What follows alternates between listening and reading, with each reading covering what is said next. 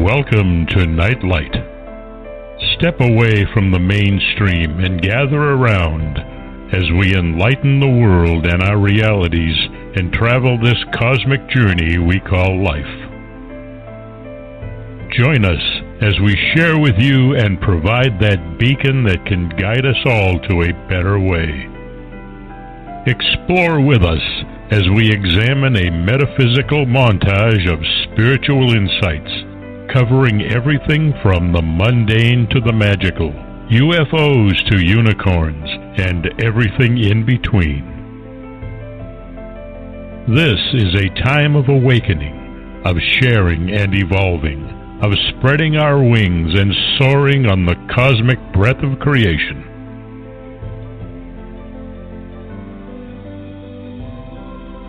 Come and join with other light-minded spirits as we weave our lights together to seek understanding, enlightenment, and, with a little luck, some wisdom.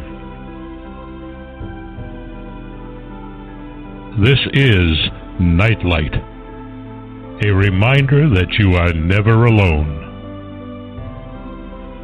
And now, here is your host, the lovely, delightful, insightful, and all-around great gal, Ms. Barbara DeLong.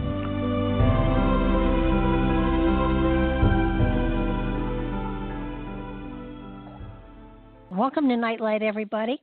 This show is a very special one to me because I have the opportunity tonight to interview not one of my most favorite authors, but my most favorite author. And he's my favorite for a number of reasons. One of them is that, as all of you probably have learned with the information coming out all over the place these days, that our American history is flawed. It's not only flawed, it's downright, it's a lie. And we have been taught and we have been indoctrinated into philosophies that are not appropriate, that are not true, and that don't give us the appreciation for the antiquity that this continent deserves. And though most of us have often questioned, Rick Osmon has gone much further than questioning. He's investigated, he's put material together, he's brought the truth into the light that is just phenomenal. And I swear to you, if you read The Graves of the Golden Bear, you will never look at American history the same way ever again. You'll be enamored by it, you'll be fascinated by it, and it will send you into all sorts of amazing discovery that you've been deprived of because, for whatever their reasons, our government, our educational system for sure, has not been putting out the truth to us. And it's a shame. It's an absolutely crying shame. So while I do believe that this book really should be in every school, the chances of that happening are probably slim to none. But if not have the book in the schools, at least require teachers of history to read this book, because it opens your eyes, it wakes you up, it brings you into a greater realization of just exactly what it was like to not only put this country together, but to found a government, and not only that, what has been done to protect the government. So it's a fascinating book. I've read it a couple times. I will read it a couple more times before I'm done with it. But let me tell you a little bit about Rick Osmon. His current research uses satellite imagery, LiDAR analysis, hydrology studies, and many other clues to find or identify ancient structures that are pretty much hidden to more traditional detection techniques. He also uses terrain analysis techniques to assess line of sight capability across the landscape features, either natural or artificial, that would enable long-distance communications using ancient materials and technologies. These results are compared to the analogous system used in the Old World contemporaneously. He writes a regular feature for Ancient American magazine entitled Ancient Fortresses of the Ohio Valley. And in it, he's written about both accepted archaeology and counterculture traditions. This has even gone to the point of historical cabals that hide certain history. You can find him at www.ancientamerica.com. So I'm hopeful that him. Hi, is this you, Rick? Yes, it is. How are you? Oh, great. I was worried I was going to be alone here. And no, I overcame a small technical issue, and I have joined this party. Oh, I'm so glad you're with us, because otherwise this interview would have been terribly boring. Although not so much, really. We'll try to make it fascinating as possible. And by the way, high praise. You've already read it a couple times, and you expect to read it a couple more. I don't know any higher praise than that. Oh, it's, every time I read it, I find more. I find things that I hadn't seen the first time, and there have even been a couple times when I've been going through it. It's like, how did I miss this section? And then I realized I hadn't missed it. There just had been so much else that had been so fascinating, it had been overshadowed. And I mean, what you've done with this book is just amazing. I think it's a piece of art. I really do. And I've got 2 master's degrees. I taught school for 25 years. So, and I have a love affair with books that is just phenomenal. So to be able to say that your book really, really fascinates me to the point that I've read it twice and will absolutely read it a couple more times, because you can't absorb all of it in one reading. You just can't. Well, so, 20 years of research either. So, yeah. Well, how long? I had to write it down. How long did it take you to write this book? To actually put it into the form you see, which I think you had the second edition. The first edition I wrote from the middle of March until the 10th of October was its publication of 2011. Okay. So it was fairly ample time to put something together, but what I was putting together was stuff I had been studying for a very long time, so it made it a little easier. Well, it's just it's amazing, and I think the first thing that you address is the fact that the ownership of this territory is in dispute, even though it's not being disputed, and dispute acknowledged. Yeah. Okay. That was going to be one of my main questions. We talk about how the fact that Columbus never set foot on this land, and 400 years before he was around, there was a papal bull that literally told everybody in Europe that they could claim land, but only if there were no Christians there. Now, and that was more or less reissued in 1452 by the Okay, is there a way of turning up your microphone a little bit? Perhaps. Maybe I can just get a little closer to it. That's fabulous. Okay. All right. Yeah, there was another papal bull in 1452 called Terra Nullius, meaning literally empty land. And, that's the one that underscored the ability of anyone to claim land in the name of the church if there were no Christians there to dispute it. And Christians was a pretty narrow term under the Catholic interpretation. Yeah. Now, I know that Jefferson was looking for Welsh people. Have the Welsh ever even thought of bringing this up? I mean, wouldn't it change history?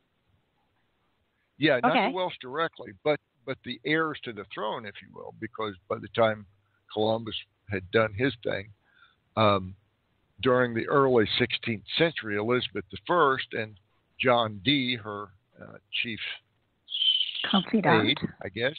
Yeah, confidant. That's a good word.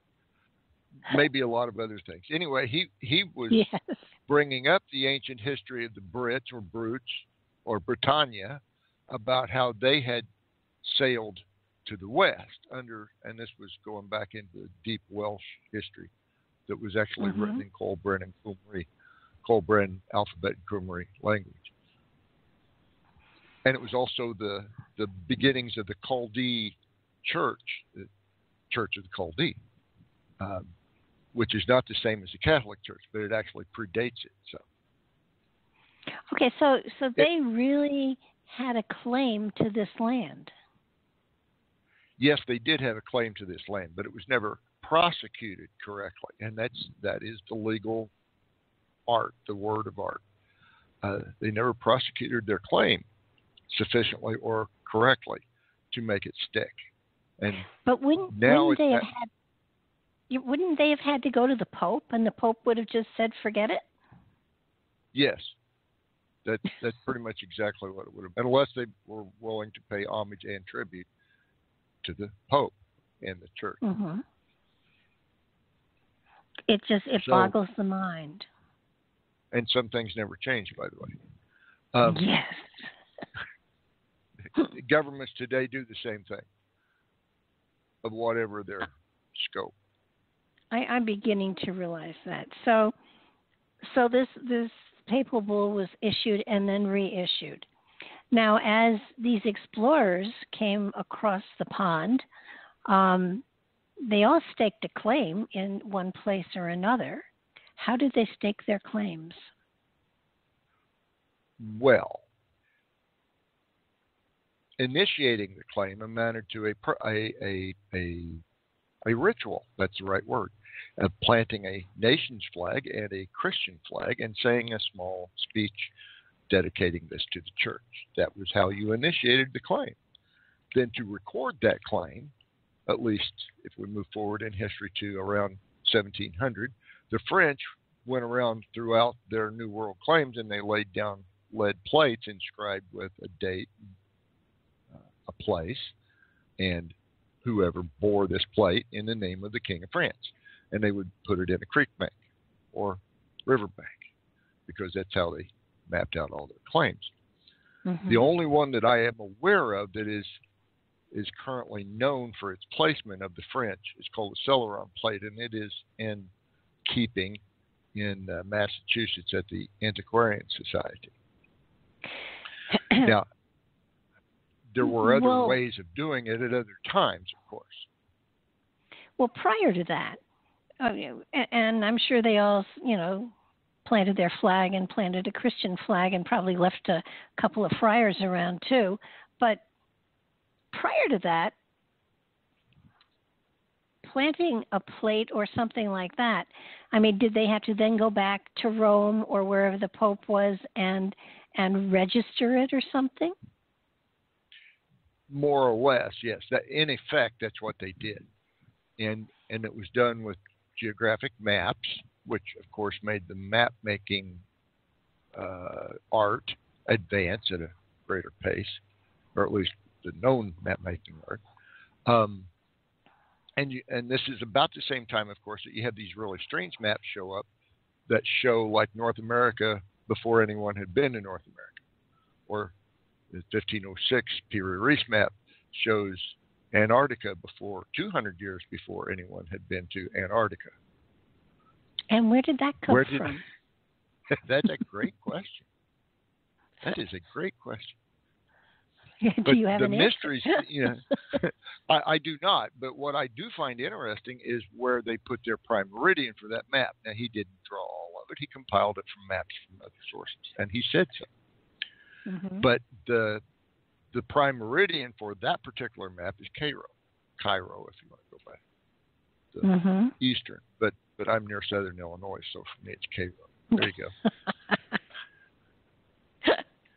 Okay, so we've got a map that is a compilation of other maps, but but it also, that map depicted Antarctica as not being covered with ice too. That is accurate. At least that's what it seems to show to me. And I, Okay. it's pictorially correct for that concept, but it also shows a complete connection to South America. Now, that would only have been true 12,000, 13,000 years ago, before the big melt. Unless it was ice, and then it would have been shown as ice, and it's not shown as ice; it's shown as land. So, well, there are other maps. There are other maps too that have been discovered that are 15,000. There's a stone map that shows even it shows the equator. It shows not Greenwich, but it shows maybe Cairo. It's on a rock, and I think that's 16,000 years old. It even shows an area that might be depicted, interpreted as Atlantis. So there are ancient maps out there that have been drawn that there's truly no way people could have done it unless they had been above the planet, I would think. Well, that, or they were just very, very good at surveying. Now, the other thing is, when you look at that time frame, the 15,000 year, 13,000 year time frame, somewhere across the Atlantic there was an ice bridge. And because that ice bridge existed, and in places that ice was 3 miles thick, that also means that the ocean was 600 feet down. The surface of the ocean was 300 to 600 feet below where it is today. And that made the oversea route shorter by, not a whole lot necessarily, but depending on where that ice sheet wedged up to the continents, it made it a convenient land and sea route. So that's the idea that is portrayed and promoted by Friends of the North, an organization of scientists who promote the idea that the first transition to North America came 17 to 25,000 years ago across the ice. But from Europe. Okay, and so you're talking 15 to 13,000 years ago, right? Yes. Did that ice bridge more or less cover up the Minnesota, Michigan copper mines so that they weren't accessible at that time? Surprisingly, not entirely, and not continuously. It did, and it didn't. It did, and it didn't. It had phased in and out. But from 7,000 years ago, it's been ice-free. From about 8,700 years ago, it's been ice-free. Okay, so it's a shorter trip. They had navigational tools of some sort. I mean, the Norse had their I don't know what kind of stones they were that they could look through, and they had some way of guiding their ships with those stones. Well, the sunstones gave them the ability to see where the sun is in the sky, regardless of how cloudy it is, because it's a birefringent crystal. And the polarization of the sun allows them to pinpoint the source of that type of light, that kind of polarized light. So how did they use that for navigation? They could tell where the sun was. They could do a sunshot. And they would have to have something that would help them keep the time of day. And, hourglasses don't work all that well on pitching boats and such. No. So, and other forms of timekeeping devices that rely on continuous and steady force of gravity, they don't work in a boat, not a boat at sea. No, I've been there. So they had something else, but they also were able to navigate. If you see a bird and it's got something in its mouth, it's going back to land. Mm-hmm. So they could follow the bird. So we've got people literally making it to North America 9,000, 10,000 years ago. or more. Yes, and we would call them today, we would call them the Maritime Archaic. 100 years ago, 120 years ago, they were called the red paint people. And they were real. Okay. Go ahead. Now, Go ahead. Weren't there people here already?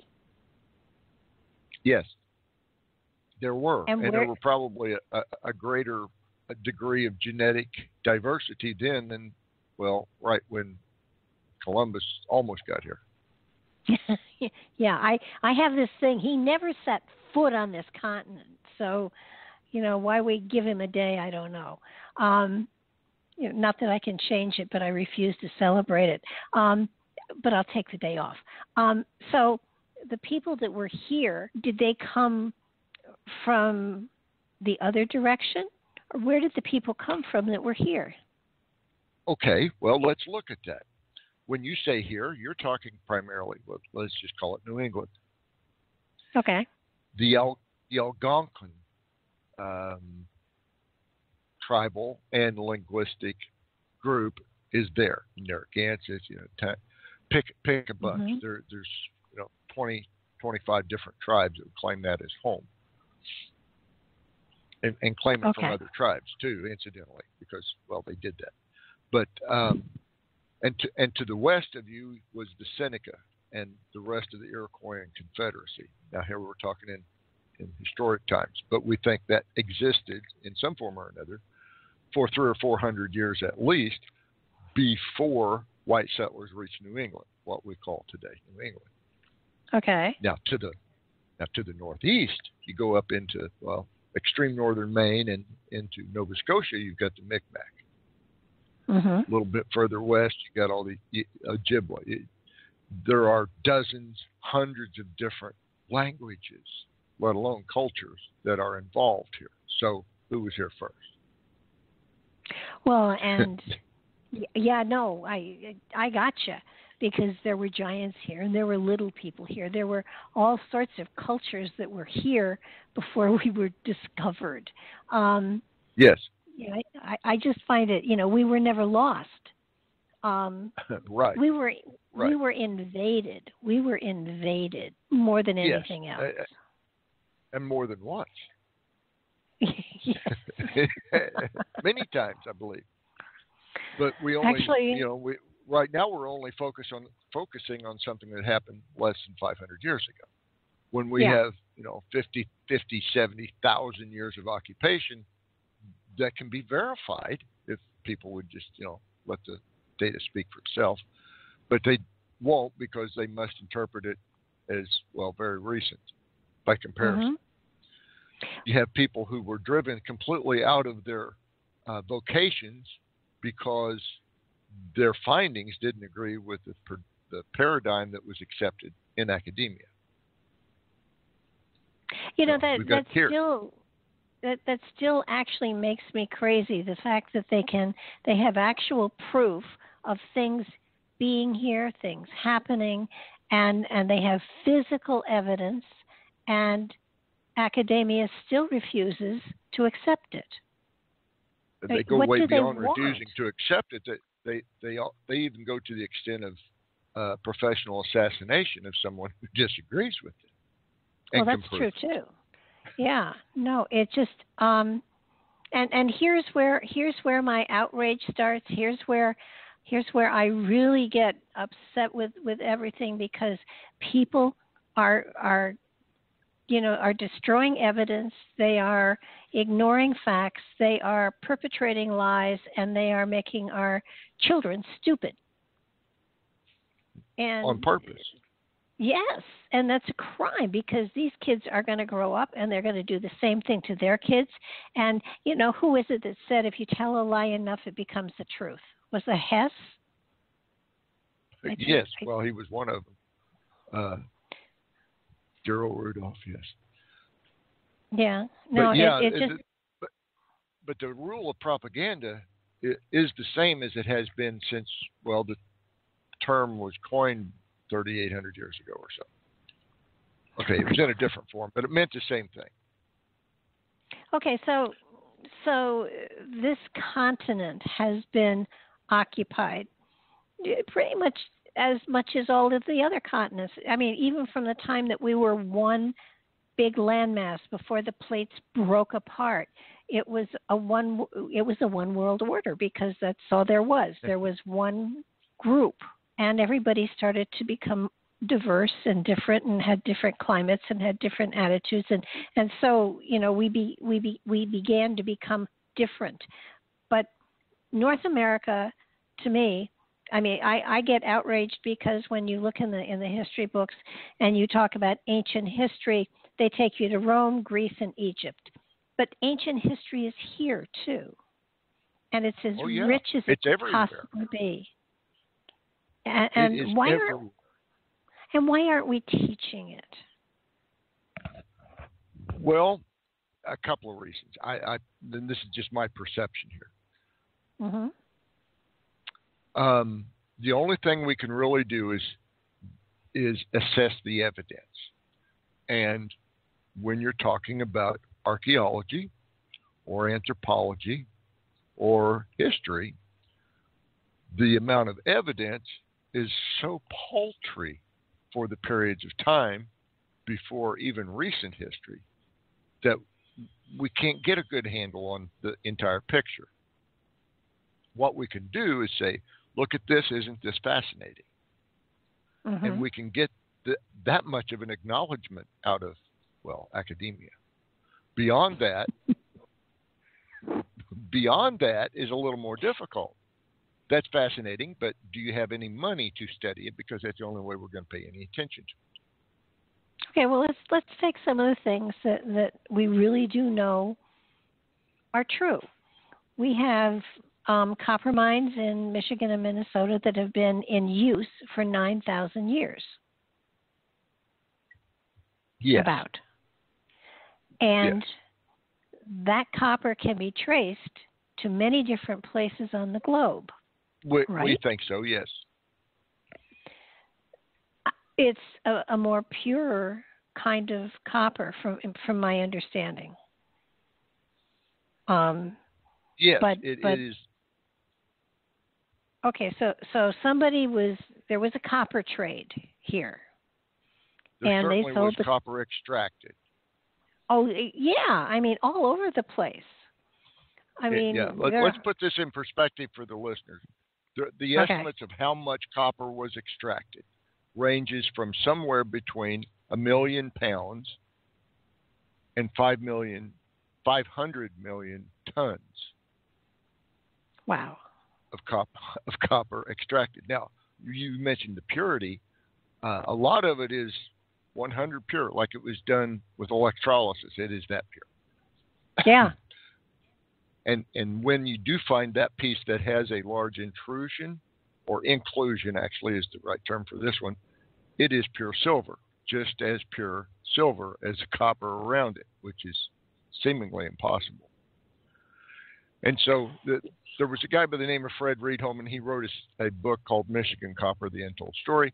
In it, and I'm getting to quoting him, when the archaeologists discovered all the copper and started comparing everything over there, in the old world, they said, why did they put silver in their copper? And over here, they say, where did all the copper go? But they will never put the two together, because it would have to cross an ocean before Columbus. Yeah, and that seems to be the big stumbling block. And when I was researching giants and all of the giants in this country, I ran up against the fact that the Smithsonian was not exactly the place where artifacts went. It's where artifacts went to disappear. Yeah, there has to be a black hole in the basement someplace. Or a barge that dumps stuff in the Atlantic Ocean. We have eyewitness accounts attesting to that. Seriously. This was a man whose last name was Powell. And how did he come? How did he?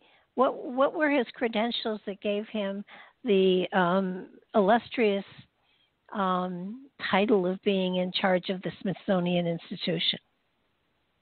Well, he wasn't entirely in charge of the entire institution. However, he was the founder and first director of the Bureau of Ethnology for the Smithsonian. And at the same time, initially, he was also the second director of the United States Geological Survey. So he was dual-headed and in charge of where the railroads went. Okay? And at a time when railroads were going everywhere. So he was able to assist, abet destruction of ancient sites at the whim of himself and whatever railroad he was directing at the time. Or was paying him. Or was paying, or both, yes. Or he was, making, his main thing, I believe, was to make sure that evidence was destroyed. And a couple of prime examples happen to be the fortresses I've been studying for almost 30 years now. Oh, yeah, that's where I was going with this. So his main purpose in doing what he did was to make sure that there was no evidence or proof that there was any culture here that was Christian before Columbus came. Is that basically it? Yes. It was a little more encompassing than that. But yeah, he was trying to guard the sovereignty of the United States of America. I mean, is that really still necessary? In a practical matter, probably not.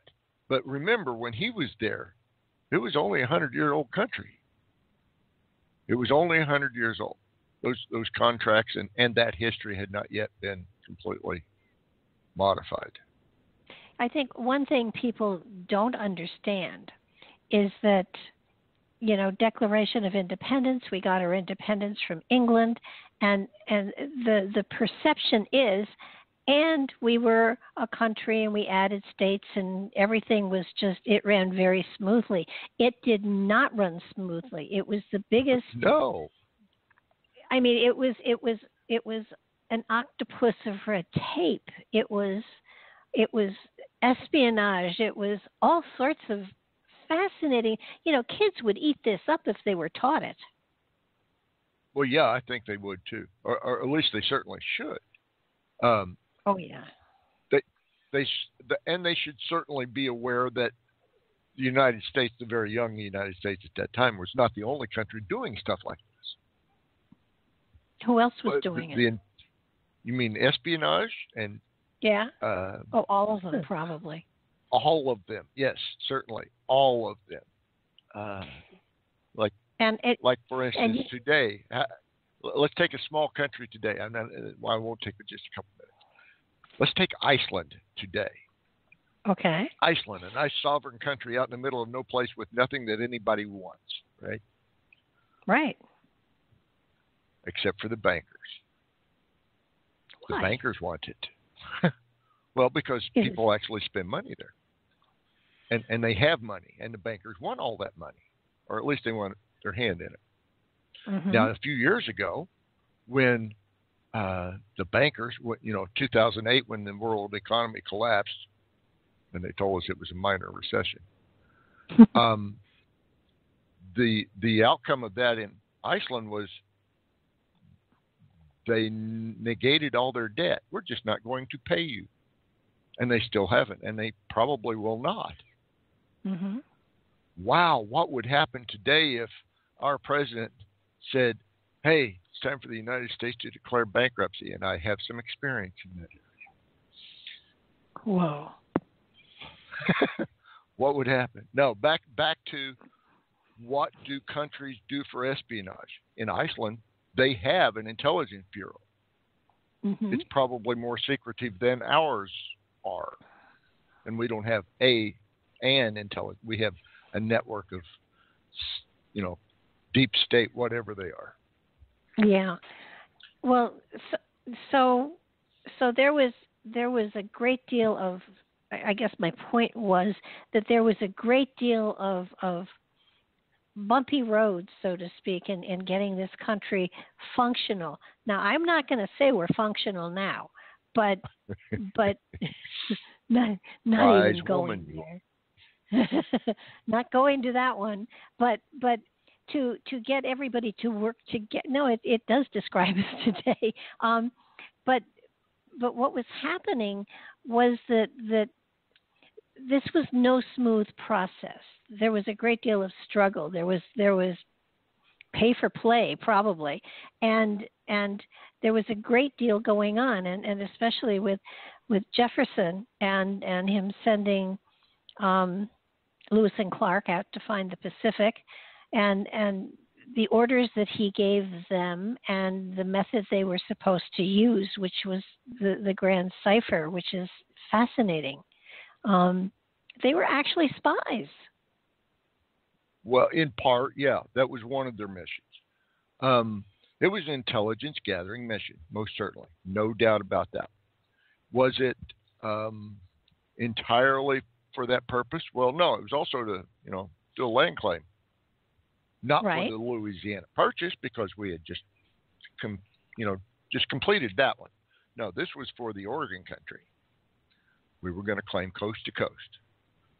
Okay, so they were sent out, and they were given orders by Jefferson to communicate to him through the grand cipher a number of things.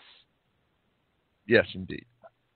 And one of them was if they found any Welsh-speaking tribes. And what were the other ones? That's the one I remember best. Okay, well, let's from the beginning. Okay. Meriwether Lewis was tasked with finding out where the French got their mammoth skeletons along the Ohio River. Let's start with that one. Okay. Because there was, along with the Welsh-speaking Indian myth or legend or information, intelligence, if you will, there was also the need for an exportable commodity. And ivory was a very exportable commodity, even if it was 10,000 years old. So Jefferson was looking for resource intelligence on this huge new land, and even some that he already had that nobody knew much about. So, yeah, there was a whole lot going on with that. But as part of the letter that Jefferson sent to Meriwether Lewis as his form of orders included using the grand cipher to send messages back about anything that would impinge on the sovereignty or security of the United States. Those two words appear. So Lewis would have been schooled by Jefferson on what to look for signs of a previous Christian identity amongst natives or amongst people who lived here, whoever they are. The rest of my book, and I'll just go there for a minute, the rest of my book goes into who that might have been, if it happened. And the Welsh come up as just Welsh, or Welsh come up as, well, the Romans who had been in Wales or Britain for 80 years or more, long enough, third, fourth generation, they were there, they knew the languages, they knew the songs, they knew how to dress to blend in with the locals. So, yeah, like that. Would that have been the Ninth Legion or part of the Ninth Legion? Yes, and all of their camp followers. Oh, so, okay. In all... I wanted to get into this because it's still a fascinating story, and I have bunches of questions I didn't get a chance to ask you last time we talked. So the Ninth Legion and everybody that followed them and all of their animals. Accoutrements, too. Accoutrement. Yeah. Disappeared. From history, yes. At about what time frame was that? Sometime in the middle to in the last half of 117 AD. And we don't have an exact date because, well, it was just some kind of secret mission. They up and left. And they had to have up and left in a lot of ships. Yes, it would figure it probably 1,500 ships or so. Okay, and these were Roman. Depending on what, yeah, they were. Well, yes and no. They were Roman legion. They had Roman officers, for the most part. But by this time, again, this was third or fourth generation of people under Roman occupation in Britain. So there was intermarriage. There was a lot of stuff. Okay. And we've only found out in the last 15 or 20 years that even the lower ranks of the Roman legions had wives and children that traveled with the legion. Now, they didn't necessarily travel into battle with them, but when they were encamped, they had 10,000 human shields, I guess, around the army. Okay, that happened to be married to the army. Yes. So your theory, and I absolutely think you're right, is that there is evidence along the tributaries, the Mississippi and the other tributaries, that there were stone forts that were built in the manner that the Roman Ninth Legion would have built them. Yes, or had the Roman Ninth Legion refurbished existing forts, it would still end up looking something like this. Okay. I'm all for it, and then theoretically, they were assimilated into whatever cultures were here, rather or they were than eliminated, or they were all killed. Yeah. Or they were abandoned when Rome collapsed in 426, 473. Then the secret trade routes, incidentally, would have collapsed with it. So anyone who survived that would have had to find new markets and new modes of crossing the oceans. One person from the Ninth Legion turn up back in Rome? Yes, indeed, but long before Rome collapsed.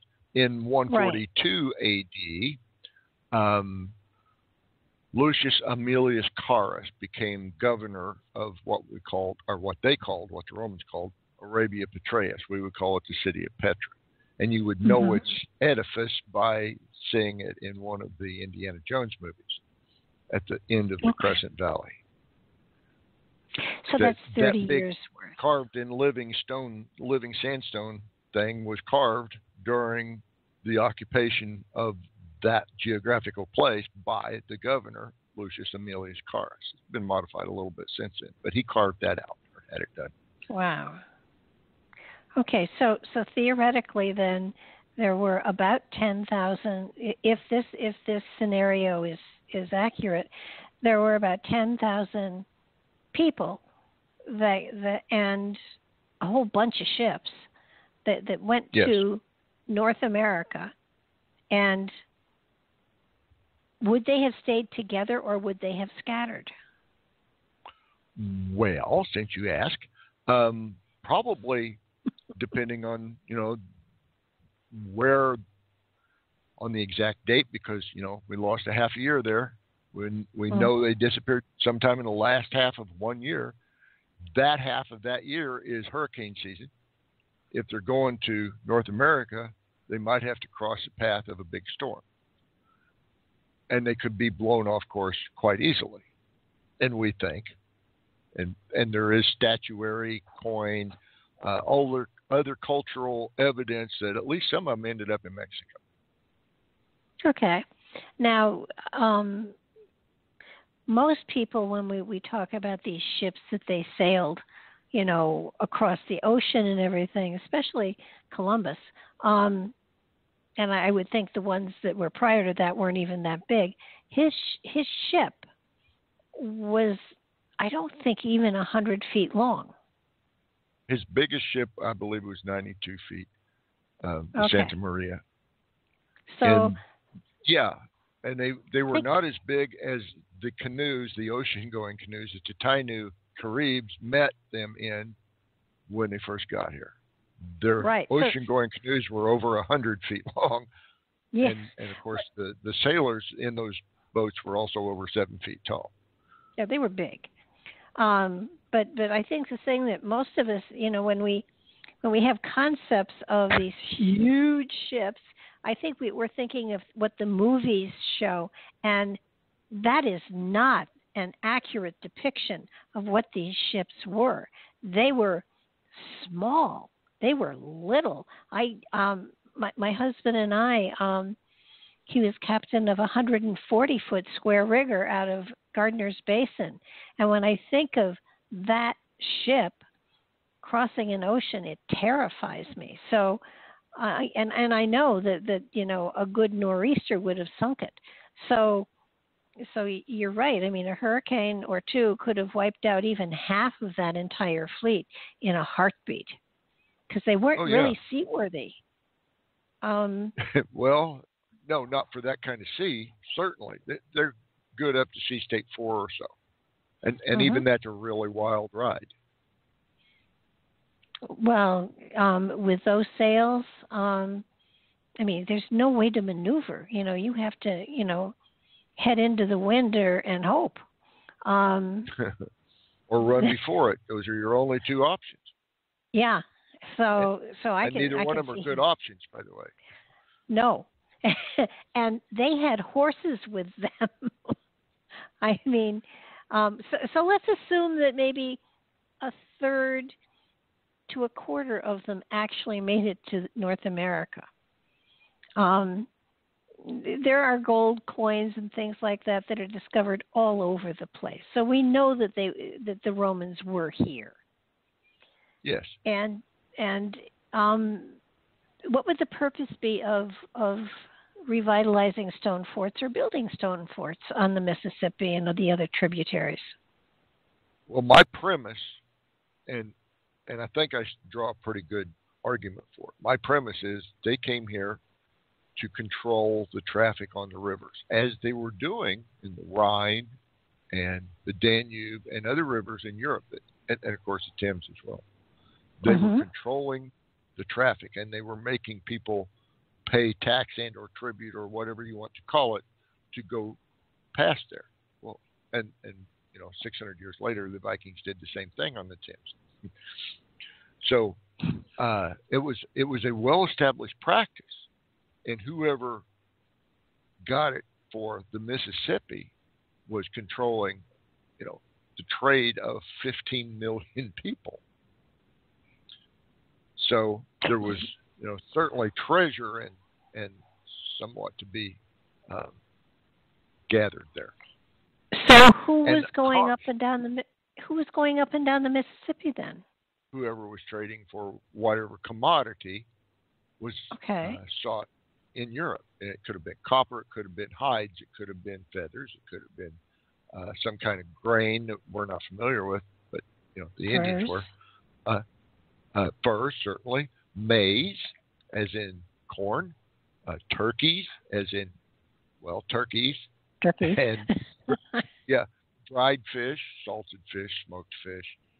Smoked probably wouldn't survive that trip because it's at least 3 weeks to get back to Europe. With the...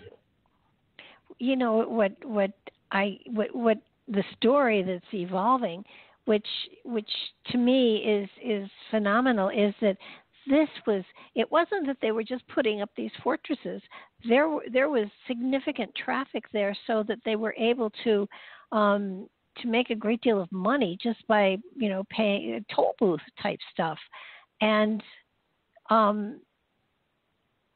it must have been not just the Indians, but it had to be other countries as well that were up and down the rivers, because it sounds to me as though there was a tremendous amount of trade here. So we're talking early on, and then something happened because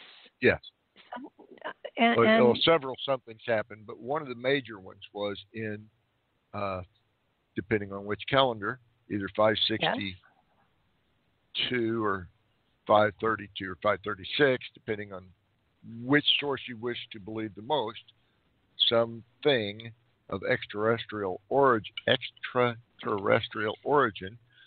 impacted somewhere in probably the North Atlantic and pretty much wiped out the crops for a decade in the British Isles and most of Ireland and even up into Scandinavia. Mm-hmm. It also put a tsunami into North America, 27 miles at some places, particularly in the Carolinas. Ed Grondin wrote a fantastic book called Man and Impact in the Americas. He documented all this stuff. Now, back to that 536 date or 562 date. That is the time when Prince Madoc, Admiral of the British Navy at that particular time, got blown off course by, well, an extraterrestrial impact in the Atlantic and was driven to the shores of what we now call North America. He might have called it the Emerald Isles. Okay. And it took him 10 years to rebuild his fleet and regather all his men that were left and get back to Britain and talk to his brother. And his brother's name was King Arthur II. Brother said, well, let's just go there. It sounds great.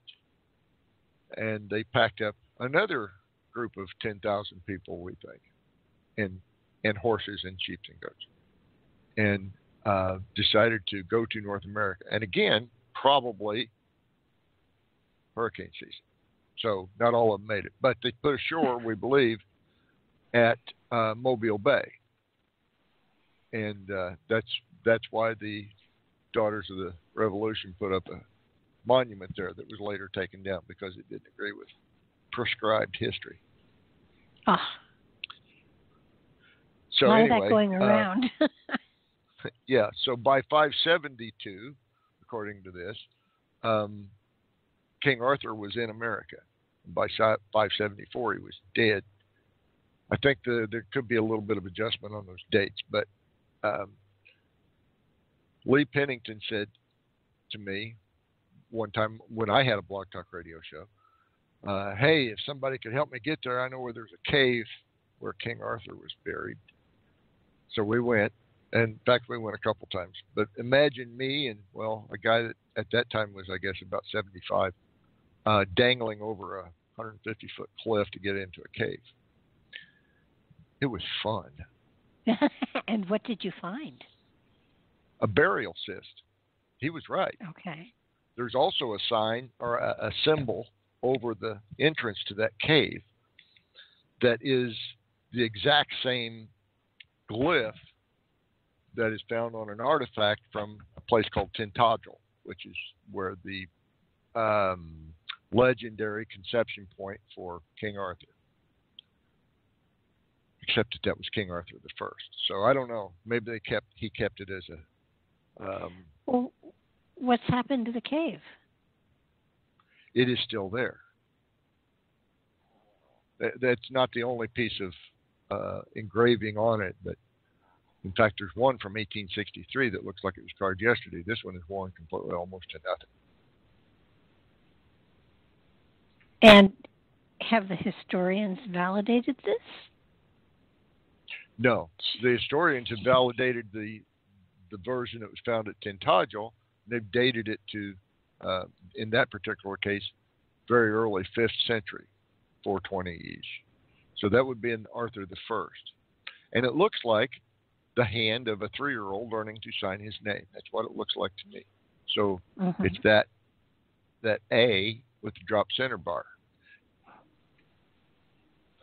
Wow. So anyway. And that's in this country. No, Tintagel is in Wales, but the burial cave is in Alabama.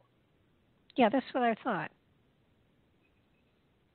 And this amazing piece of history is ignored and not taught. Correct. Most certainly.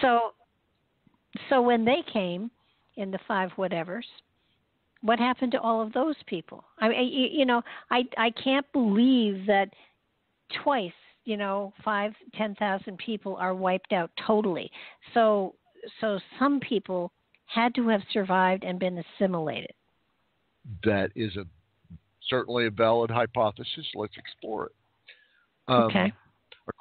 According to the native lore, and I'll just give you a brief connection to two people who wrote about this. One of them was the then governor of Tennessee, John Sevier, and the other one was by then General George Rogers Clark. They heard the same tale, essentially, from two different native chiefs, Chief Tobacco and Chief Cornstalk, that the area had been inhabited once by tall, red-haired, freckled, blue-eyed pains in the ass, and we just rounded them all up and killed them, and told where it happened. Okay. And that if you went there today being 1799 in the case of George Rogers Clark, 1797, I believe, in the case of John Spear, that you could see a pile of human bones on this particular island in the Ohio River. Today, you cannot even see the island. It has been eradicated by the erection of a series of locks, dams, and chutes. And nobody thought to preserve history. Nobody cared. So the local tradition of that particular island of bones, and it's not the only such site mentioned in the accounts, but it is the primary one and the only one that has a corroborating testimony, by the way, is just downriver, 14 miles, from a place called 14 Mile Creek. And at that junction of 14 Mile Creek and the Ohio River, on the Indiana side, you have what is called Devil's Backbone. And that was a fortress site. And it was a fortress site that was studied, documented, assessed, planned out, different plan views. And this happened in 1869-70, published in 1873 by Edward T. Cox, geologist for the state of Indiana. And it described a stone fortress with the longest wall segment being about 560 feet, 12 feet high, 15 to 20 feet thick, and another wall that was artificial stone, artificially stacked, and it was 75 feet tall. And it joined up to a natural edifice that was virtually completely vertical. This place was very defensible, and it was 215 feet above the natural flood level, or natural pool level of the Ohio River. So you could see for 10 miles, along the river at any given point. On top of this ridge, it gets down to about 4 feet wide. And did I mention it's 215 feet above the river? Yes. There are depressions in the ground, and people, 5 of them. There are also 5 of them at Fort Mountain, Georgia, set up in a similar way, at similar distances apart. And it's just a depression in the ground, and nobody can figure out what it is. My concept, hypothesis, whatever, maybe, is that it was used for ballista balls so that they wouldn't roll off the cloth prematurely. Ballista balls is a form of ammunition for a basically artillery of the day for the Roman legions. Yeah. It was also the artillery of the day for Carthage and everybody at the same time. Yeah. So, again, there's the reference to the possibility of Rome. Yes. Seems like a very real reference to me. Well, yeah. You don't have to convince me. I don't have to convince you. I'm glad. But to give the listeners another little bit of technological insight as to why I think the Romans were involved, one of the things that the Romans did in Britain and elsewhere, particularly into Iberia, is they set up relays of line-of-sight communication systems. There is a villa in Portugal that they're investigating, and a handful of archaeologists and workers, they've been investigating it going on 15 years now. But there are 24 observation points / towers around the rim of this valley, around the villa, which is in the center. And this is an Roman occupation period villa. Each of the towers is unique, but all of the towers blend artificial structures into natural topography to form a good high point, observation point, and or signal point. Now, some of them have contained other enterprises, so to speak. There's been gold smelting found. There's been ceramic green work found, broken up. Of course, animal bones and whatnot. But it's really interesting what these guys did in their spare time. Yeah. Now, the Romans were phenomenal builders. And indeed. Architects, engineers, builders, chemists. I mean, they were amazing. And so the legions, especially the Ninth Legion, I'm fascinated with the Ninth Legion. They had the ability to I mean, even their horses were battle horses, and they were horses of labor. So that they were like the Army Corps of Engineers. In many ways, yes, indeed. So they would go in and they would build, and they were connected to the building of Hadrian's Wall, and so it would not be out of the realm of the imagination that, in coming to North America. Now, who would have sent them? Well, Hadrian would be a good guess, because he would have been the emperor at the time. And then just after he died and his reign ended is when Carus came back to Petra. Yeah. So it's just, were they sent to explore or conquer? Or I both? believe occupy would be. I don't think they had to conquer anything. I think is whoever had the system, the network, whoever was in control of the network, somehow failed, and Rome moved in. Now, whether that was because of Carthage had control of the network and they conquered Carthage, and then they waited another almost 200 years, or maybe it took them 200 years to find out what Carthage was up to, and they went and they rebuilt it to suit themselves. Now, does that mean that time frame? Go ahead. Time frame. Carthage fell in 146 BC. Okay. And the Ninth Legion disappeared from history in 117 AD. So for a total of 160 years. So for 160 years, perhaps no one used the network that was established in North America, and possibly to as far at least as Central America. And yet it existed. It just fell into disrepair. So the infrastructure had suffered.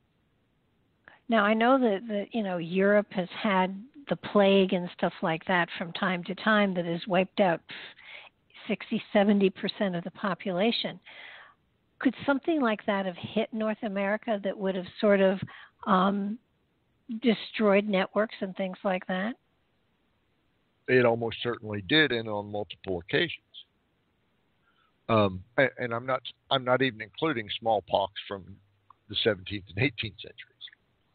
Well, that was the sailors. That was governments too.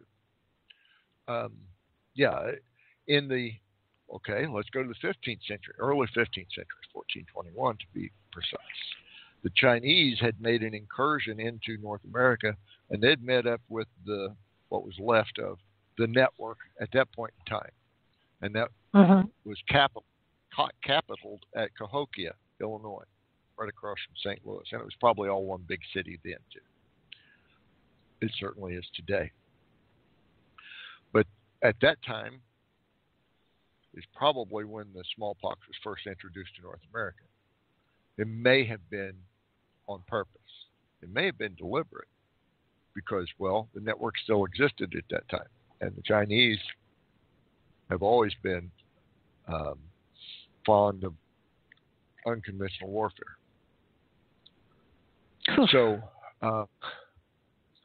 So yeah, they might have introduced a plague so that they could take over empty ground. You know, that whole terra nullius thing. Yeah. It's not just a Catholic thing. No. Well, you know, you like to think that there is compassion and all sorts of attributes to people when they're coming into strange territories, but there's not. Well, yeah, right. That's why I'm not going to, jump over myself to welcome aliens from outer space. Hey, if they get here, they're already ahead of my game. Yeah. But it just, when we look at this time frame and we see, going back 2,000 years, and even prior to that, there were civilizations here that were massive, and they've all left signs, and when the signs are found, for the most part, they're either ignored or they're destroyed. And I don't understand how you get away with doing that. How you can disparage someone who's done good work. I don't know how they get away with it either, because at least for the last 20 years we've been watching, and they still do it. Well, one of my favorite examples of how bad it can be is Virginia Steen McIntyre. This lady got a PhD. I'm sorry, that's not accurate. She got a master's in geology, and her PhD was an archaeological site in Mexico, and she tested it 5 ways to Sunday, meaning she did 5 different tests with 5 different samples for each test. She tested it 5 ways to Sunday. And she came up with a pretty consistent bunch of data indicating ages of 120,000 to 250,000 years. Well, that was not going to work for anybody. And she was thoroughly drummed out. Yeah, she was thoroughly drummed out of her entire profession. She couldn't get her PhD because no one would accept her work. That is, I should say, the archaeologists would not accept her work. The geologists were great with her work. Wow. What a concept. Yeah. Hard science versus interpretation. Usually it's science versus spirituality and stuff, but, this is ridiculous. If you have expertise and you have facts, then it would seem to me you're obligated to report whatever the facts are, and let the facts build up one way or another to lead you in the direction that history actually went. But that's not what's happening. No, indeed it's not. And I don't know why. The whole sovereignty thing is part of it, but another part of it seems to be control of information. And I don't really understand why that one is important. Okay, yes, people say we can't get any disclosure from the government about alien contacts because everybody would be scared to death and society would break down. Okay, yeah, I can see some logic in that. I don't believe it, but I can see the logic. I can't see that logic applying to this. Why would history have to be hidden? Yeah, so and the only thing that holds up is this whole sovereignty question. But okay, let's just say that all the facts are put out there, and that yes, indeed, the Welsh were here. I mean, the country is the country. They're not going to change that. We might owe some money to, I don't know, Native someone. Americans? Yes. Oh, no. Well, well, it yeah, all depends on. If we're claiming land to which we do not have sovereignty, like everything Okay. that's under Bureau of Land Management, which is 2.8 million acres, then they have a legal claim on it. Well, the thing is, crap. you have to keep going back into how far back are you going to go? I mean, there were the Native Americans, and then there were other cultures here that we totally are ignoring that may have been here before then. So, right. So but if the question is the sovereignty, then we can't admit to any of those. The natives are still here. We can't completely ignore them, but we can fight them on the basis of, we had a treaty with you. Not that we accepted, abided by our terms, but they've only been here about 15,000 years. I mean, somebody was here before them. Oh, absolutely, but that's not they being the government would never be able to show sovereignty if anyone had been here before the natives, because Columbus invaded and conquered, by effect, the natives, so by right of conquest. But if there were already Christians here, his invasion was illegal. Well, wait, I don't understand. And the whole right of conquest is out the window. But he hit Haiti and he hit Hispaniola. He never hit North America.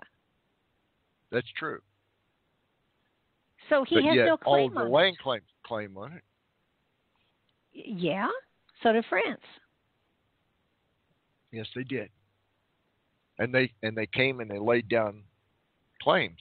The Spanish and the French, they actually laid out claims, and they put in benchmarks for surveying and laid it out. And they were, getting pretty close to having it right by the time they had to give it up. But and part of claiming land is defining your claim, which is why Powell had to be in the positions, plural, he held, USGS and Bureau of Ethnicity. He got to control the information. Why? Well, it about had to come down to the sovereignty question. But see, I don't understand here in 2017. Unfortunately, I don't see it makes any difference. Why can't we just know the history? Obviously, we can't fix it. No, we can't. We can't fix our errors.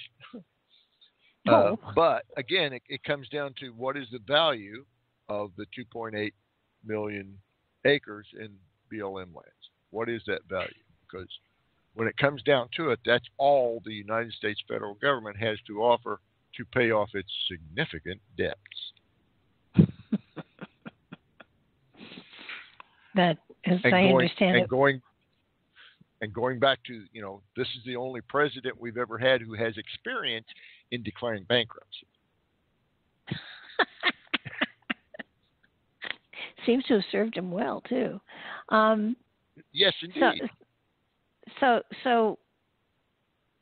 you've spent a great deal of time working on the line of communication and stuff like that in your area, which would have been what the Roman legion did too, in they communicating from line of sight. they would also have sent messengers, but the messengers, incidentally, that was part of my criteria in searching for all the fortresses. How far would light armor or heavy armor be able to march in a day through this terrain? That's how far apart the fortresses would be. So, and by the way, the premise works out pretty well. Yeah, you've located a lot of them. Indeed, but part of that was I started using a ruler on a map. If I found two, I should look for more in between them at, those distances of marching in a day's time. And yes, I found more. And as the terrain gets easier, they're a little further apart, providing the terrain accommodates the line of sight communications. How great a distance have you been able to identify? I've got one that is by line of sight, I believe it's 29 miles. But that's from the highest point in two different counties. And one of them is, incidentally, right along the Wabash River. The other one is one of the cross-country tracks, which is fascinating. And it connects, and that one connects to Devil's Backbone. So, well, you seem to be in an area that was either first developed or most precious as far as value goes to be held by any particular group, because of the travel and the fact that they could stop and they could get tolls and stuff like that, so that have you found any way of estimating how old those ancient quote unquote ancient forts are? Well, yes and no. Going by the archaeological studies that have been done, which kind of few and far between, most of these sites have undergone multiple refurbishments. We've got one site that's in far eastern Indiana near Lawrenceburg, and it is initially dated to the 1st century A.D. Surprise, surprise. However, it was also refurbished in the late 4th century to very early 5th century A.D. So this would have been, that second one would have been the exact transition period between what the archaeologists call the Adena culture and the Hopewell. Early woodland to middle woodland. Take your pick. Nobody knows what to call anybody anymore. So I'm going with just dates. And the dates are 1st century AD and 4th to 5th century AD as definite carbon date verifiable ages for two different building spurts at this one site. Now, from this one site, you can see into Kentucky and into Ohio and into other parts of Indiana, very important parts. And oh, by the way, it is directly east, give or take a quarter of a degree, from that very high site on the Wabash River that I was talking about earlier. So there's a line that goes all the way across the state of Indiana. And I can show several points in between that were also line of sight high points or man-made terrain to augment those high points to get the message across. Well, and it gets so complicated in places because there's an intersecting line to that one that is due south. So there was this land border, I believe. I'm sorry, go ahead. So there were networks here that, and you know, so many people, and the kids are taught that the Indians were primitive or the indigenous peoples were primitive. And you're not talking primitive. You're talking highly technical. And I think a mistake that so many of us make is that because we live in 2017, our brains are able to be far more developed than those that were back 2,000 years. The reality is they were just as intelligent as we are. Maybe more so, because we can go back 70 years. Well, not only that, but they were schooled better. We can go back 70 years in our own very recent history, and an 8th grader graduating the 8th grade would know how to survey. And by the time he graduated from high school in, say, 1920, he would be ready to enter into calculus directly. Today, it's almost impossible to get into calculus even in your first semester and succeed at it, first semester of college. Yeah. But they were 70 years ago, 80 years ago, they were 100 years ago. They were able to do it right out of the 8th grade. See, that's one of my objections to technology, though I love it. Our kids aren't taught to think, and that bothers me. No, they're taught to use. They're only taught to use. And all we need is one great big EMP blast, and all of our technology goes out the window. And without iPhones and Google, most of the kids that are most of the people under 30 are going to have a terrible time learning how to learn. Yes. Many of them will never accomplish it. I know, isn't that sad? Yeah, it is. It's true. It's truly depressing when you think about it in those terms. On the other hand, I'll be able to send a message to town in near real time at about 14 words a minute with nothing more than a mirror. Thanks to a guy who did it 2,100 years ago. His name was Polybius, in case anybody has a real honest-to-goodness on-the-shelf paper encyclopedia. You can look him up even after the lights go out. Wow. So this is not Morse code you're talking? No. It's a 5x5 matrix. So in today's Latin alphabet, not the ancient Roman version of the Latin alphabet, we have 26 characters. But if you take either the C and the K and you say, we don't care, it's one of those. Or you take the I and the Y, we don't care, it's one of those. Then you can make a 25-character matrix, 5x5. Now, in Polybius' day, he did that with the Latin alphabet. Next to it, he did the Greek alphabet. And he would tell the receiver which one he was using at that particular moment, not necessarily for the entire message, sometimes just for one character. And that was part of their cipher ability. The other part was they could just mix up the numbers as long as the other end knew what they had, and just, number substitution, but once removed. During Vietnam, some of the residents at the Hanoi Hilton used a very similar means of communication, just knocking on the wall. Wow. So yeah, impossible to learn? No, not hardly. Is it impossible to learn how to aim a mirror and reflect sunlight? No, not at all. What is difficult is getting your words per minute up to something that doesn't bore you to tears.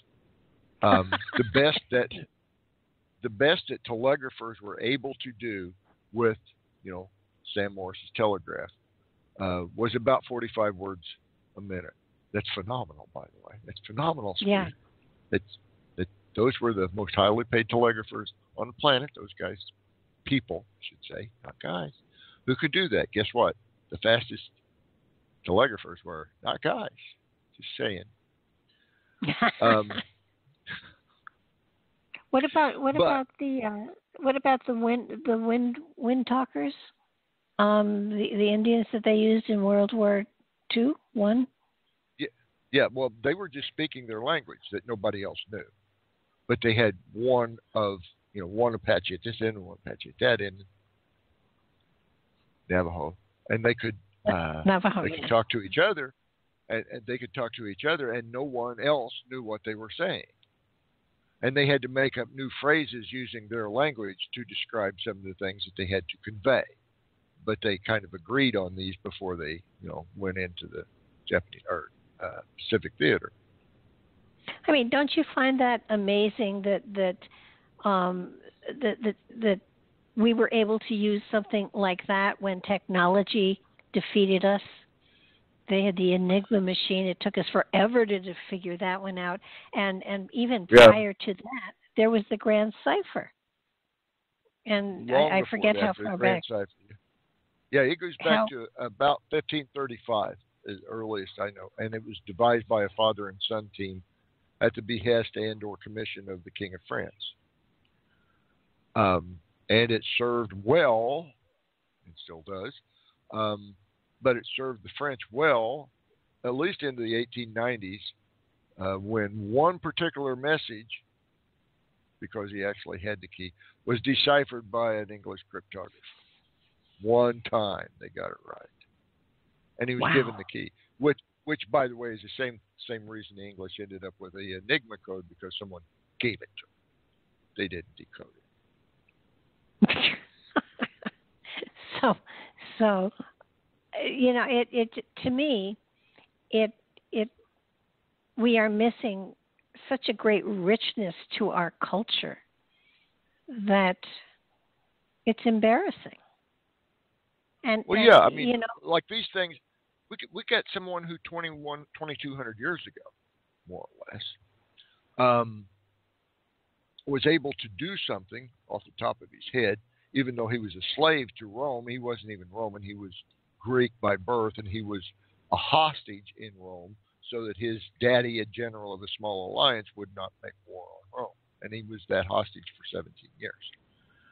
And he was a tutor to Africanus, who eventually took him to, Carthage for the destruction scene. And he was the only one who recorded, Polybius, was the only one who recorded that destruction. He's the only history of the destruction of Carthage that we have. And part of that was describing how they did the flashes of torches in a 5x5 matrix. So, there are real people, and there's real history available for almost all of Rome up until that time. It really boggles the mind that... Well, yeah, and he also recorded it when Carthage fell, because, they surrendered. And as the city was literally dismantled and Rome took everything, they kept records of everything they took. What they did not find was the secret trade routes to North America. What they did find included 1,500 pieces of artillery, ballistas, that were capable of defending the city far beyond what Rome could muster. And yet the city fell. I think it was given to them. Yeah, it sounds like it. And yet, all of this stuff that you're talking about, none of it is taught in school. No, we're taught that Hannibal attacked Rome, or tried to, and failed. Yeah. Really? Because he was on the banks of the Tiber River ready to climb up Jupiter Hill away. He proved his point. He could take Rome at any time. Which, by the way, really pissed him off. Yes. After taking the elephants that far, he went home. Yeah. But, there is that same richness in North America. What breaks my heart is that there is so much, and I'm going to call it magic here. You've got all of the mounds that are all over, the Ohio Basin and stuff that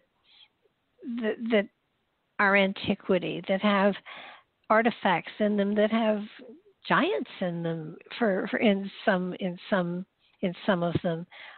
You've got Monk's Mound, which is in Illinois, and that, just the different levels of colors of soil that are in there is phenomenal, and how it's it was amazing. built.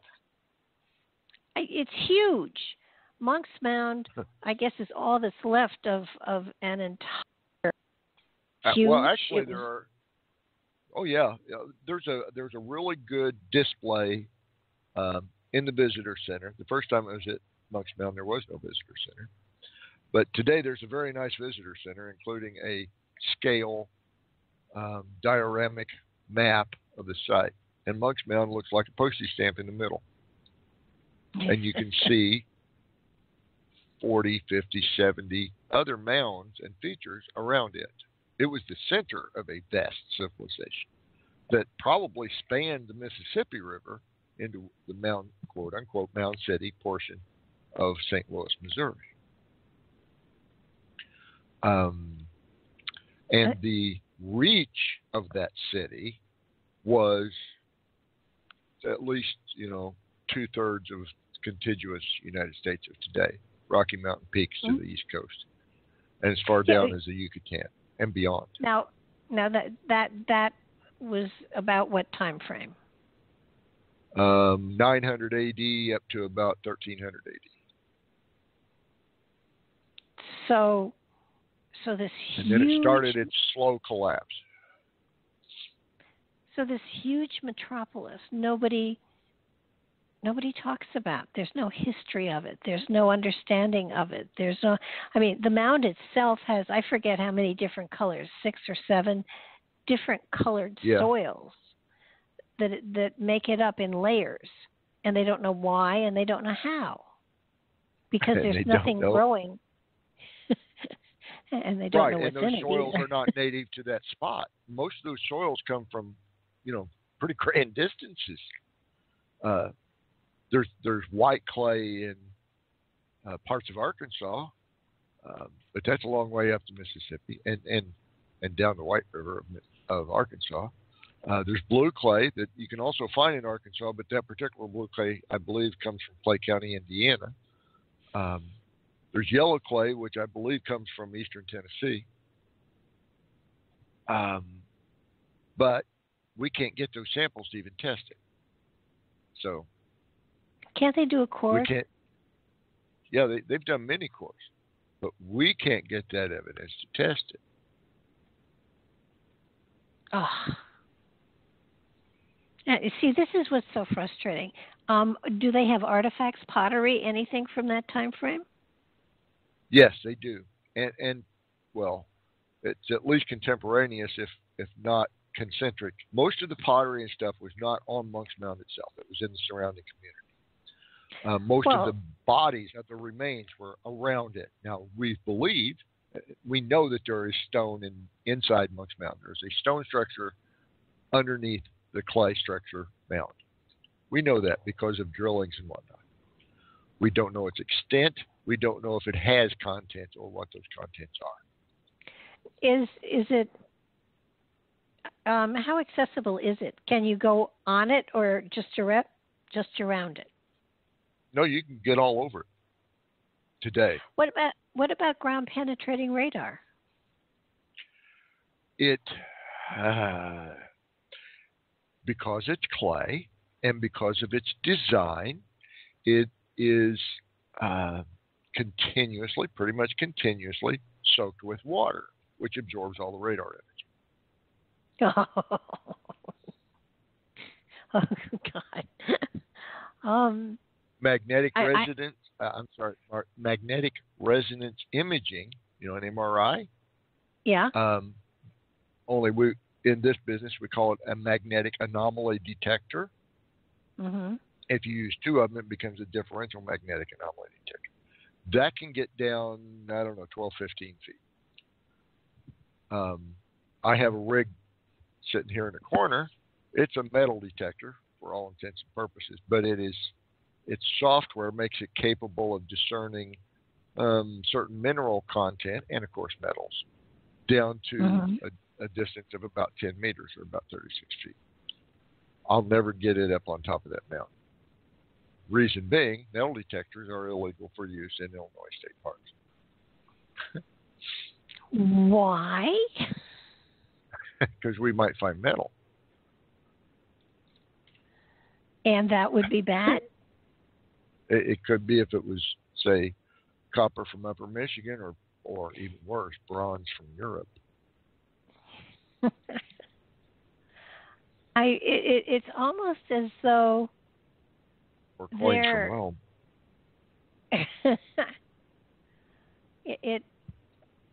It's almost as if they really don't want.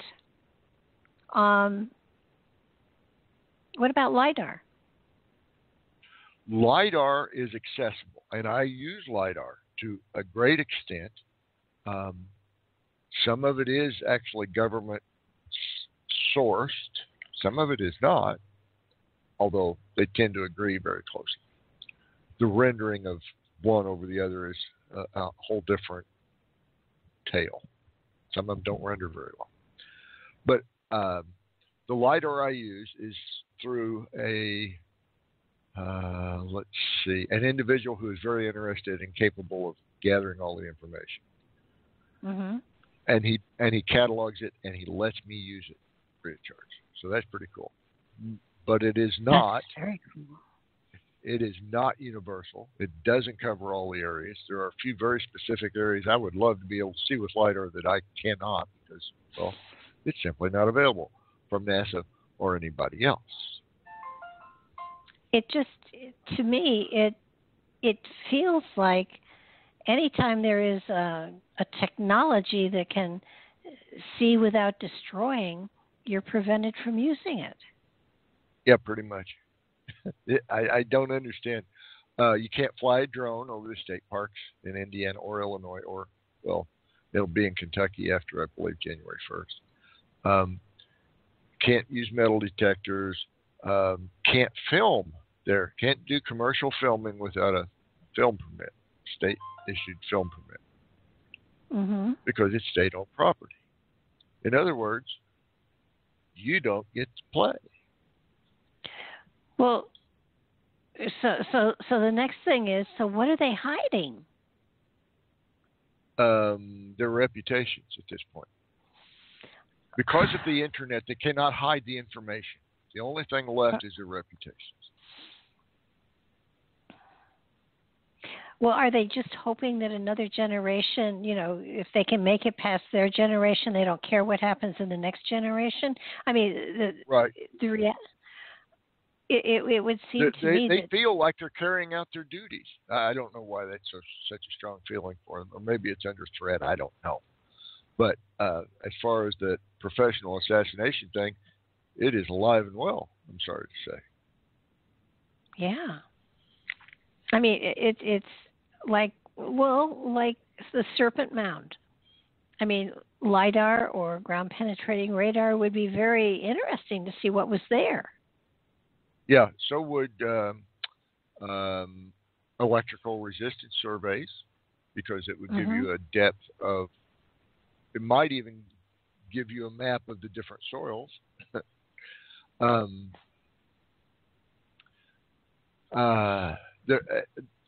There are also orbital-based technologies that can image, a few meters into the mound to look for metals with no disturbance at all.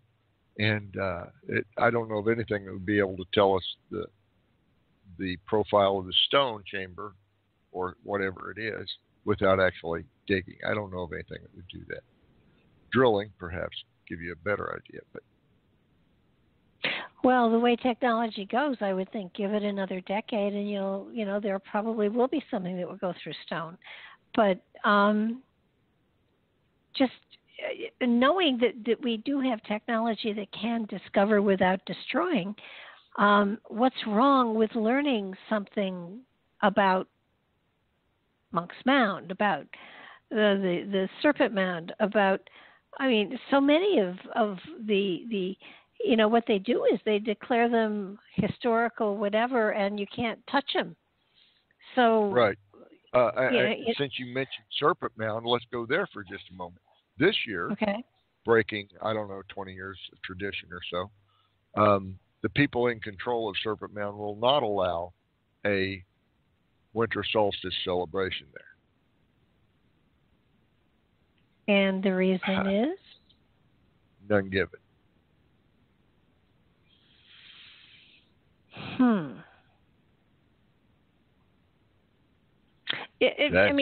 Sad. It's sad and disturbing. If a little bit disturbing too, yeah. They've had solstice there for generations. Well, yeah, but the official, we're going to show up and do candles in grocery sacks thing, that's only been about 20 years so far. It's an organized celebration, if you will. It's not even a religious. It's not. It doesn't conflict with anything other than honoring a change of season and marking the shortest day. Yeah, I will admit, it is paganly oriented, but who cares? Well, that's when you go into that, the early Christians noted it too, and And they would also orient their churches, Catholic, Templar, you name it, so that one day a year, the sun would rise through the window in the east and illuminate the altar through a stained glass designed for a specific effect.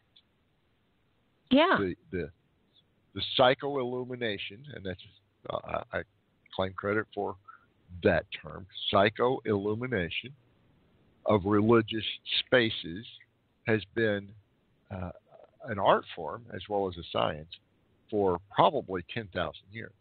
And we can trace this through some of the early Native American sites, the Aztec and Mayan in particular, the Toltec as well as psychoacoustic effects. These places were built to play with your mind. Well, even the stone chambers, a lot of them are oriented that way. Yes, they are. Along with magnetic anomalies in their entrances, and you can't dig to see what it is. Right.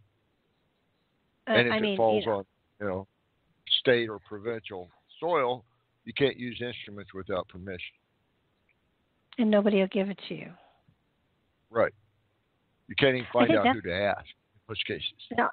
No, and I think one of the biggest, frustrations is there have been no artifacts found near any of them. That before somebody turned up and said, no, you can't dig. People did look for artifacts. And were there? It came up empty. Yeah, came up empty. I've got an east-facing cave entrance a county away from me that has been explored, and 3,600 objects were removed and given to a certain university close by. It's still in a stack someplace. Nobody's ever displayed or written about it or anything. And that was almost 50 years ago. Wow. Why? Because there was writing on it. There was some writing on it. And there's no petroglyphs allowed in Indiana.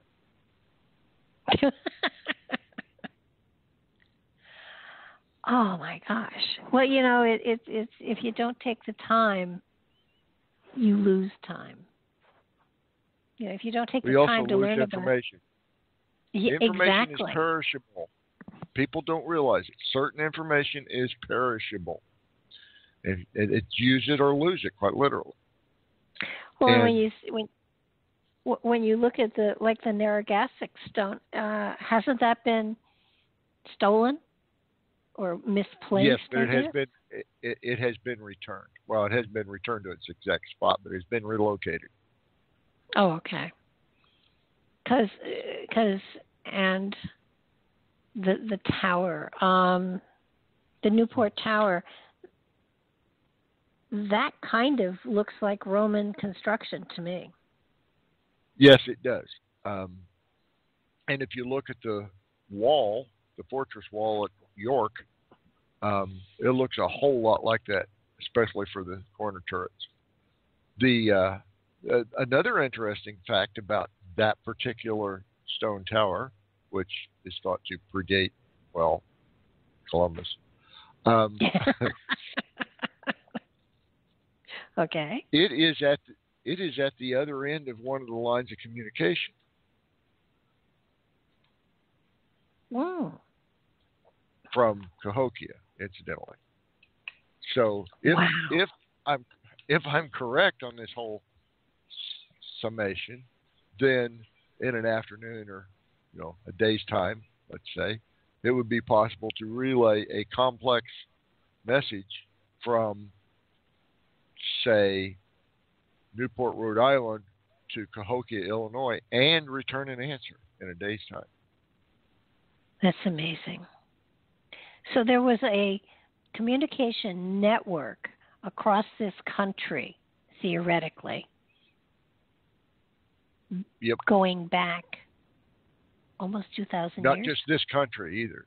Oh, yeah, going back 3,800 years in the case of the Olmecs. Wow. Watson Break, Louisiana, 3,750 years old. And it's one of those sites. Yeah, you've got you know how they have all these tours of Egypt and all Egypt especially, but now Bosnia as well. Somebody should be doing tours of this country and the antiquity that's here. There are some tours. One of the most, let's see what would be the right word here, most prolific and longstanding is tours that cater to Latter-day Saints, showing the sites from the Book of Mormon, which also happen to be some pretty interesting archaeological sites. Mm-hmm. And they match up with the sites in the Book of Mormon. I can't argue that they certainly match up with the descriptions that are in that book. It's fascinating. It is fascinating. And the signal towers too. That's also part of the Book of Mormon description of whatever this ancient civilization was. Now, I'm not Mormon, but I find the information incredibly compelling. Now, do they name the civilization? They name the cities. Just like in ancient Europe, we had Rome was a city-state. The empire came much later. Okay. As one example, Carthage was a city-state, colonies apparently all over both sides of an ocean. Mm. And again, I go back to also the fact that there were the giants and the little people thrown in there somewhere for good measure as well. So that yes. I don't know that there's a date for the giants. And did they carbon test any of the bones of the little people to give us some idea as to how old they were? Not to my knowledge, other than the hominids found on Flores Island, Homo floresiensis, hobbits. How old were they? They were carbon. The two skulls that were tested the last time I checked were 13,500 and 31,000. So they were there for a long time. Yeah. I would say so. And recently, by comparison. But they are an entirely different species. They're not human beings the way we think of human beings, because their wrists are different. Their wrists are somewhere between a human being and an orangutan. Their intelligence probably was closer to ours. Wow. And again, a fact that would be cool for kids to learn. Yeah. I mean, so we don't know that they had hairy feet, but we call them hobbits anyway. Because of the right height. Well, that and the Lord of the Rings. Yeah. And they were discovered in a cave. It's a hobbit hole on its own. Isn't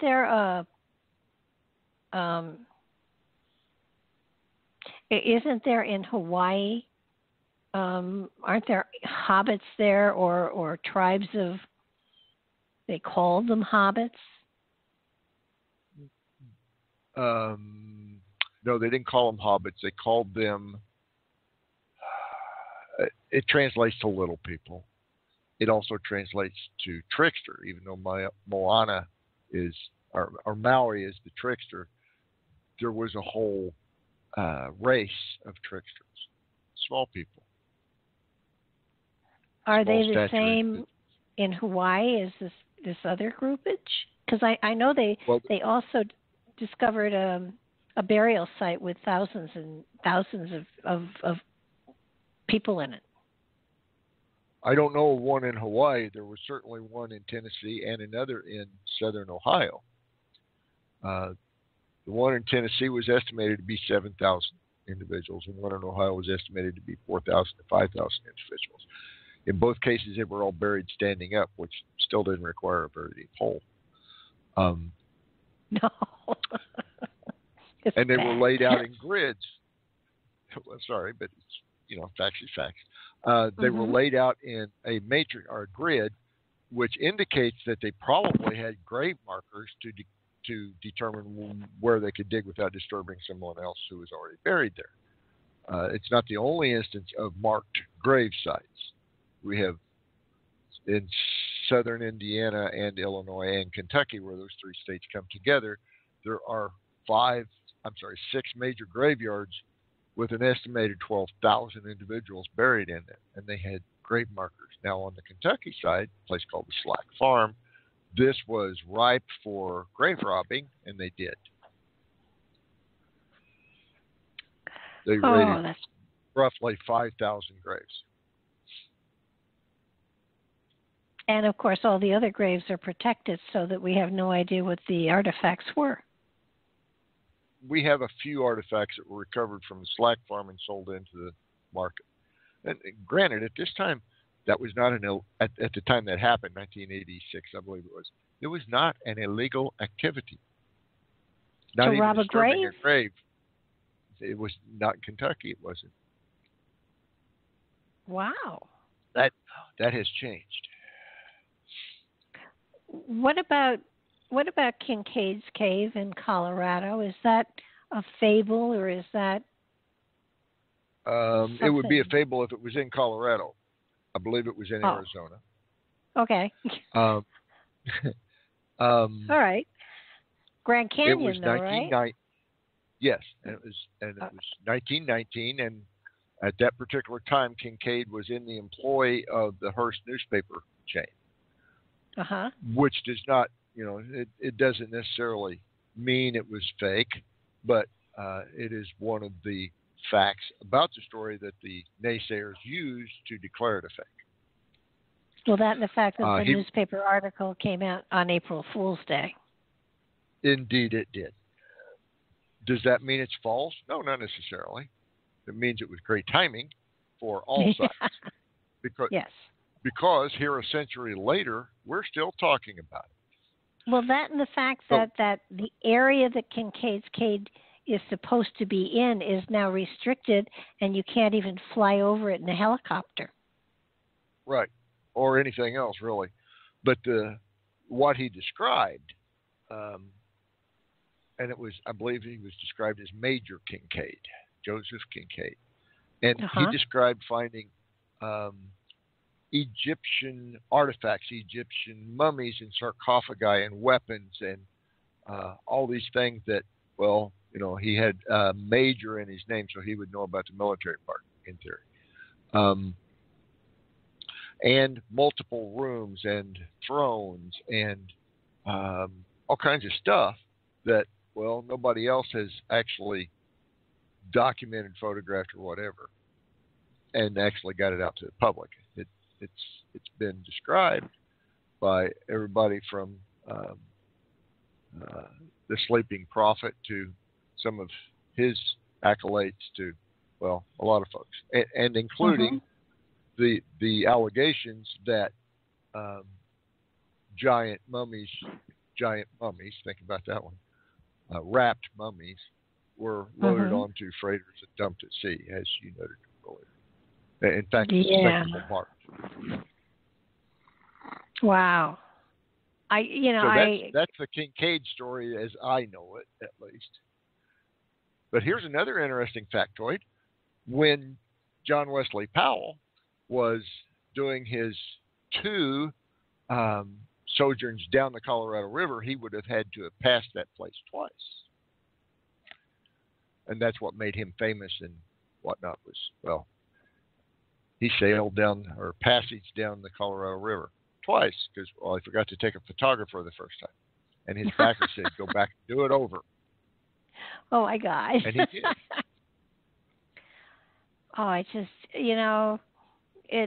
it's the history of this country is so rich and colorful and full of questions and mysteries that it is phenomenal. And frankly, when I went to school, it was boring as hell. And well, it's because they weren't telling the right stories. They were, for sure.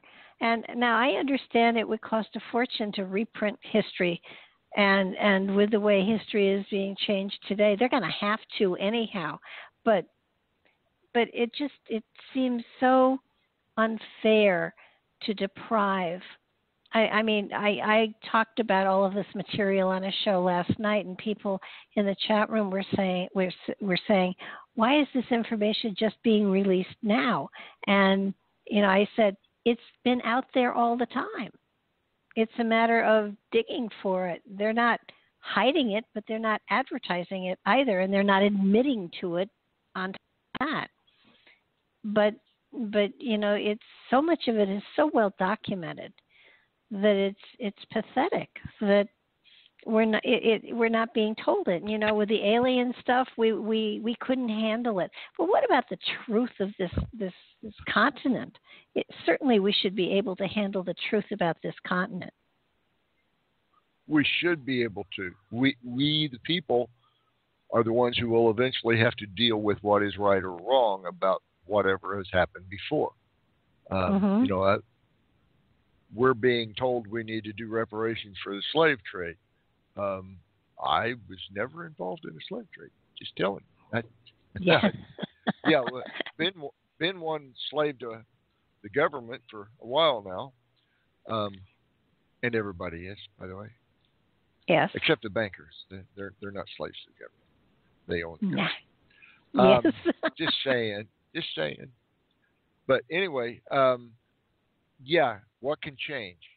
Well, there's that whole 2.8 million acres of BLM lands that somebody's got to take possession of eventually. And the federal government is not going to give up possession easily, even though they were supposed to turn it over to the states wherein it lies as soon as they got statehood. That was the whole idea of going from territories to statehood, so that they'd have something to work with. Back in the early 1800s, with like the Indiana Territory, Missouri Territory, etc., the land reverted to the states, who would then sell it, and they were land grant colleges established on the sale of those lands. So when you see Missouri State, that was financed by the state selling land within its territory when it became a state. Wow. It's supposed to happen with all the western states too.